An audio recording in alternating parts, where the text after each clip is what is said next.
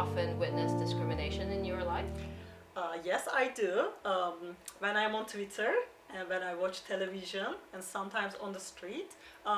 If you ask this question, do you experience discrimination?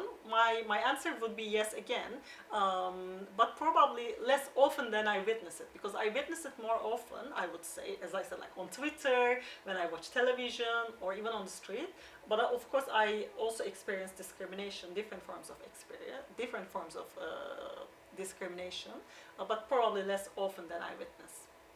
How do you deal with discrimination when you experience it? I think, yeah, this is a very tough question, but I have an answer.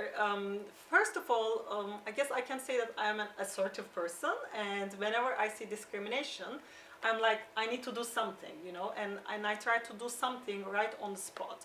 But of course, it's not always easy. But I try to take action because, first of all, people need to know that it's not okay to discriminate anyone. Sometimes I say something, I call out, I roll my eyes so other people can see it, right?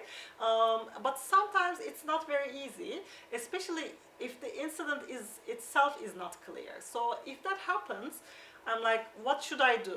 Like sometimes I reflect a little bit and then I send an email to the person who engaged in racist speech or behavior, if I believe that. And sometimes when it's not so clear, I turn to my support system and I talk to my husband because he's an expert on discourse analysis. So I ask him, like, do you think this was discrimination? So I just tell the incident, and I also talk to my close friends and just to get their opinion. And I ask them, what do they think about it? And then after deliberation, I'm like, okay, this was discrimination, and I take action after that. As I said, I don't leave it there, but if I believe that it's not discrimination, I just leave it there. So this is how I deal with discrimination in different incidents.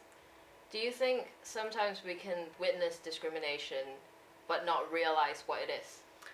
Yes, definitely. As I mentioned, especially if the act itself is not very clear, we may be like, was it discrimination? And sometimes we need to reflect a little bit more.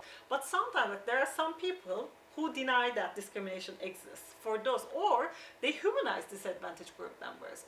They can even, when they witness discrimination, they are like, you know what, this group deserve it. So there are also some people who justify discrimination. So I'm not really talking about those people, of course, in my talk. But what our studies show that when people witness incidents of discrimination, they are, first of all, more likely to take action because it may also increase their privilege awareness. So when people witness discrimination, especially advantaged group members, they may, again, realize that this doesn't happen to me.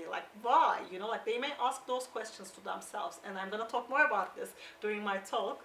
Hopefully, I will answer this question during my talk in more detail. Just as a wrap-up question, why do you think it's important for people to listen to your TEDx talk? I think they can benefit from my talk because I'm talking about how we can motivate people to take action against discrimination and how they can bring about the social change they want for social justice, how they can create a more equal world for all of us. So if they care about these issues, I think they're going to benefit from my talk.